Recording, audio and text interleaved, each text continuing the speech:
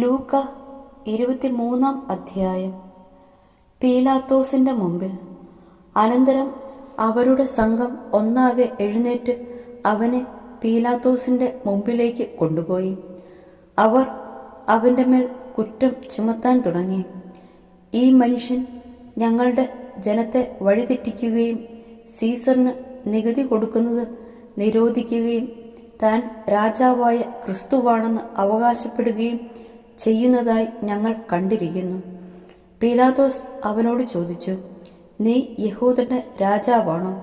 അവൻ മറുപടി പറഞ്ഞു, നീ തന്നെ പറയുന്നുവല്ലോ. പീലാത്തോസ് പുരോഹിത പ്രമുഖന്മാരോടും ജനക്കൂട്ടത്തോടും പറഞ്ഞു, ഞാൻ ഈ മനുഷ്യനിൽ ഒരു കുറ്റവും കാണുന്നില്ല. അവരാകട്ടെ നിർബന്ധപൂർവം പറഞ്ഞു, ഇവൻ ഗലീലി മുതൽ ഇവിടം വരെയും യൂദയായിലെങ്ങും പഠിപ്പിച്ചുകൊണ്ട് ജനത്തെ ഇളക്കി വിടുന്നു. ഹെറോദീസിന്റെ മുമ്പിൽ. ഇത് കേട്ട് പീലാത്തോസ്, ഈ മനുഷ്യൻ ഗലീലിയക്കാരനാണോ എന്ന് ചോദിച്ചു. അവൻ ഹെറോദേസിന്റെ അധികാരത്തിൽ പെട്ടവനാണെന്നറിഞ്ഞപ്പോൾ പീലാത്തോസ് അവനെ അവന്റെ അടുത്തേക്ക് അയച്ചു. ആ ദിവസങ്ങളിൽ ഹെറോദേസ് ജെറൂസലേമിൽ ഉണ്ടായിരുന്നു. ഹെറോദേസ് യേശുവിനെ കണ്ടപ്പോൾ അത്യധികം സന്തോഷിച്ചു. എന്തെന്നാൽ അവൻ യേശുവിനെപ്പറ്റി കേട്ടിരുന്നതുകൊണ്ട് അവനെ കാണാൻ ആഗ്രഹിച്ചിരുന്നു. അവൻ ചെയ്യുന്ന ഏതെങ്കിലും ഒരത്ഭുതം കാണാമെന്ന് പ്രതീക്ഷിക്കുകയും ചെയ്തിരുന്നു. അതിനാൽ അവൻ പലതും അവനോട് ചോദിച്ചു. പക്ഷേ അവൻ ഒന്നിനും ഉത്തരം പറഞ്ഞില്ല. പ്രധാന പുരോഹിതന്മാരും നിയമജ്ഞരും അവന്റെ മേൽ ആവേശപൂർവം കുറ്റം ചുമത്തിക്കൊണ്ട് ചുറ്റും നിന്നിരുന്നു. ഹെറോദേസ് പടയാളികളോട് ചേർന്ന് അവനോട് നിന്ദ്യമായി പെരുമാറുകയും അവനെ അധിക്ഷേപിക്കുകയും ചെയ്തു. അവൻ യേശുവിനെ പകിട്ടേറിയ വസ്ത്രം ധരിപ്പിച്ച് പീലാത്തോസിന്റെ അടുത്തേക്ക് തിരിച്ചയച്ചു.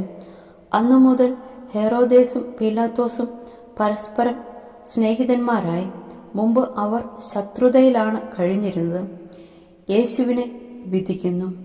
പീലാത്തോസ് പുരോഹിത പ്രമുഖന്മാരെയും നേതാക്കന്മാരെയും ജനത്തെയും ഒന്നിച്ചുകൂട്ടി അവരോട് പറഞ്ഞു, ജനത്തെ വഴിപിഴപ്പിക്കുന്നു എന്ന് പറഞ്ഞ് നിങ്ങൾ ഇവനെ എൻ്റെ മുമ്പിൽ കൊണ്ടുവന്നു. ഇതാ, നിങ്ങളുടെ മുമ്പിൽ വെച്ച് തന്നെ ഇവനെ ഞാൻ വിസ്തരിച്ചു. നിങ്ങൾ ആരോപിക്കുന്ന കുറ്റങ്ങളിൽ ഒന്നുപോലും ഇവനിൽ ഞാൻ കണ്ടില്ല, ഹെറോദേസും കണ്ടില്ല. അവൻ ഇവനെ എൻ്റെ അടുത്തേക്ക് തിരിച്ചയച്ചിരിക്കുകയാണല്ലോ. നോക്കൂ, മരണശിക്ഷ അർഹിക്കുന്ന ഒരു കുറ്റവും ഇവൻ ചെയ്തിട്ടില്ല. അതിനാൽ ഞാൻ ഇവനെ ചമ്മട്ടികൊണ്ട് അടുപ്പിച്ച് വിട്ടയക്കും. അപ്പോൾ അവർ ഏകസ്വരത്തിൽ ആക്രോശിച്ചു, ഇവനെ കൊണ്ടുപോവുക, ബറാബാസിനെ ഞങ്ങൾക്ക് വിട്ടുതരിക. പട്ടണത്തിൽ നടന്ന കലാപത്തിനും കൊലപാതകത്തിനും കാരാഗ്രഹത്തിൽ അടയ്ക്കപ്പെട്ടവരാണ് ബറാബാസ്. യേശുവിനെ വിട്ടയക്കണം എന്നാഗ്രഹിച്ചുകൊണ്ട് പീലാത്തോസ് ഒരിക്കൽ കൂടി അവരോട് സംസാരിച്ചു. അവരാകട്ടെ, ക്രൂശിക്കുക, അവനെ ക്രൂശിക്കുക എന്ന് വിളിച്ചു പറഞ്ഞുകൊണ്ടിരുന്നു. പീലാത്തോസ് 3-ാം പ്രാവശ്യവും അവരോട് ചോദിച്ചു, അവൻ എന്ത് തിന്മ പ്രവർത്തിച്ചു? വധശിക്ഷ അർഹിക്കുന്ന ഒരു കുറ്റവും ഞാൻ അവനിൽ കണ്ടില്ല. അതുകൊണ്ട് ഞാൻ അവനെ ചമ്മട്ടി കൊണ്ട് അടുപ്പിച്ച് വിട്ടയക്കും. അവനെ ക്രൂശിക്കണമെന്ന് അവർ നിർബന്ധപൂർവം ഉച്ചത്തിൽ വിളിച്ചു പറഞ്ഞുകൊണ്ടിരുന്നു. അവസാനം അവരുടെ നിർബന്ധം തന്നെ വിജയിച്ചു. അവർ ആവശ്യപ്പെട്ടത് അനുവദിച്ചു കൊടുക്കുവാൻ പീലാത്തോസ് തീരുമാനിച്ചു. അവർ ആവശ്യപ്പെട്ട മനുഷ്യനെ കലാപത്തിനും കൊലപാതകത്തിനും കാരാഗ്രഹത്തിൽ അടയ്ക്കപ്പെട്ടിരുന്നവനെ അവൻ വിട്ടയക്കുകയും യേശുവിനെ അവരുടെ ഇംഗിതത്തിന് ഏൽപ്പിച്ച് കൊടുക്കുകയും ചെയ്തു. യേശുവിനെ കുരിശിൽ തറയ്ക്കുന്നു.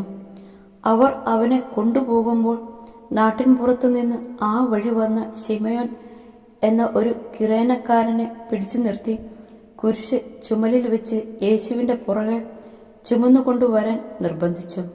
ഒരു വലിയ ജനക്കൂട്ടവും കരയുകയും മുറിവിളി കൂട്ടുകയും ചെയ്തിരുന്ന സ്ത്രീകളുടെ സമൂഹവും യേശുവിന്റെ പിന്നാലെ പോയിരുന്നു.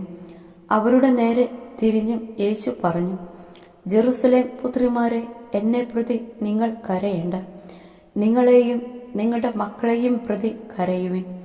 എന്തെന്നാൽ വന്ധ്യകൾക്കും പ്രസവിക്കാത്ത ഉദരങ്ങൾക്കും പാലൂട്ടാത്ത മുലകൾക്കും ഭാഗ്യം എന്ന് പറയപ്പെടുന്ന ദിവസങ്ങൾ വരും. അന്ന് അവർ പർവ്വതങ്ങളോട് ഞങ്ങളുടെ മേൽ വീഴുക എന്നും കുന്നുകളോട് ഞങ്ങളെ മൂടിക്കളയുക എന്നും പറയാൻ തുടങ്ങും. പച്ചത്തടിയോട് അവർ ഇങ്ങനെയാണ് ചെയ്യുന്നതെങ്കിൽ ഉണങ്ങിയതിന് എന്ത് സംഭവിക്കും? കുറ്റവാളികളായ മറ്റ് 2 പേരെ കൂടി അവനോടൊപ്പം വധിക്കാൻ അവർ കൂട്ടിക്കൊണ്ടുപോയി. തലയോട് എന്ന് വിളിക്കപ്പെടുന്ന സ്ഥലത്ത് അവർ വന്നു.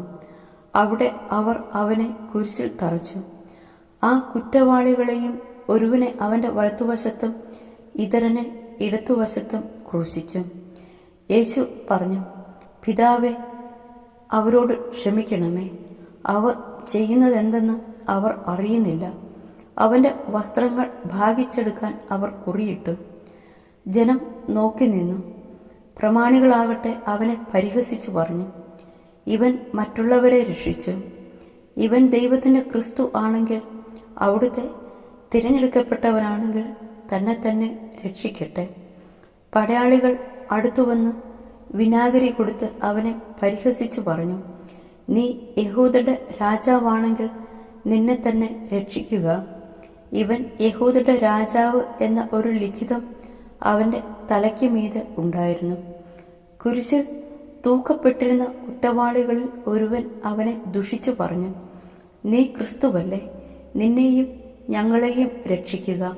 അപരൻ അവനെ ശകാരിച്ചു പറഞ്ഞു, നീ ദൈവത്തെ ഭയപ്പെടുന്നില്ലേ? നീയും അതേ. നമ്മുടെ ശിക്ഷാവിധി ന്യായമാണ്. നമ്മുടെ പ്രവൃത്തികൾക്ക് തക്ക പ്രതിഫലം നമുക്ക് ലഭിച്ചിരിക്കുന്നു. ഇവൻ ഒരു തെറ്റും ചെയ്തിട്ടില്ല. അവൻ തുടർന്നു, യേശുവേ, നീ നിന്റെ രാജ്യത്ത് പ്രവേശിക്കുമ്പോൾ എന്നെയും ഓർക്കണമേ. യേശു അവനോട് അരുളി ചെയ്തു, സത്യമായി ഞാൻ നിന്നോട് പറയുന്നു, നീ ഇന്ന് എന്നോടുകൂടെ പറുദീസായിൽ ആയിരിക്കും. യേശുവിന്റെ മരണം അപ്പോൾ ഏകദേശം 6-ാം മണിക്കൂർ ആയിരുന്നു. 9-ാം മണിക്കൂർ വരെ ഭൂമി മുഴുവൻ അന്ധകാരം വ്യാപിച്ചു. സൂര്യൻ ഇരുണ്ടു. ദേവാലയത്തിലെ തിരശ്ശീല നടുവേ കീറി. യേശു ഉച്ചത്തിൽ നിലവിളിച്ചു പറഞ്ഞു, പിതാവേ, അങ്ങയുടെ കരങ്ങളിൽ എൻ്റെ ആത്മാവിനെ ഞാൻ സമർപ്പിക്കുന്നു. ഇത് പറഞ്ഞ് അവൻ ജീവൻ വെടിഞ്ഞു. ഈ സംഭവമെല്ലാം കണ്ടു നിന്നിരുന്ന ശതാധിപൻ ദൈവത്തെ സ്തുതിച്ചു പറഞ്ഞു, ഈ മനുഷ്യൻ തീർച്ചയായും നീതിമാനായിരുന്നു. കാഴ്ച കാണാൻ കൂടിയിരുന്ന ജനക്കൂട്ടവും ഇതെല്ലാം കണ്ട് മാറി തടിച്ചുകൊണ്ട് തിരിച്ചുപോയി. അവന്റെ പരിചയക്കാരും ഗലീലയിൽ നിന്ന് അവനെ അനുഗമിച്ചിരുന്ന സ്ത്രീകളും അകലെ ഇതെല്ലാം കണ്ടുകൊണ്ട് നിന്നിരുന്നു. യേശുവിനെ സംസ്കരിക്കുന്നു. യഹൂദന്റെ ഒരു പട്ടണമായ അരമത്തിയായിൽ നിന്നുള്ള ജോസഫ് എന്നൊരുവൻ അവിടെ ഉണ്ടായിരുന്നു. ആലോചനാ സംഘത്തിലെ അംഗമായ അവൻ നല്ലവനും നീതിമാനുമായിരുന്നു. അവൻ അവരുടെ ആലോചനകളിലോ പ്രവൃത്തികളിലോ പങ്കുചേർന്നിരുന്നില്ല, ദൈവരാജ്യം പ്രതീക്ഷിച്ചിരിക്കുകയുമായിരുന്നു. അവൻ പീലാത്തോസിന്റെ അടുത്തെത്തി യേശുവിന്റെ ശരീരം ചോദിച്ചു. അവൻ അത് താഴെ ഇറക്കി ഒരു തുണിയിൽ പൊതിഞ്ഞ് പാറയിൽ വെട്ടിയുണ്ടാക്കിയതും ആരെയും അന്നുവരെ സംസ്കരിച്ചിട്ടില്ലാത്തതുമായ ഒരു കല്ലറയിൽ വെച്ചു. അന്ന് ഒരുക്കത്തിന്റെ ദിവസമായിരുന്നു. സാബത്തിന്റെ ആരംഭവുമായിരുന്നു. ഗലീലയിൽ നിന്ന് യേശുവിനോടൊപ്പം വന്നിരുന്ന സ്ത്രീകൾ അവനോടൊപ്പം പോയി കല്ലറ കണ്ടു. അവന്റെ ശരീരം എങ്ങനെ സംസ്കരിച്ചു എന്നും കണ്ടു. അവർ തിരിച്ചു ചെന്ന് സുഗന്ധദ്രവ്യങ്ങളും ലേപന വസ്തുക്കളും തയ്യാറാക്കി. സാബത്തിൽ അവർ നിയമാനുസൃതം വിശ്രമിച്ചു.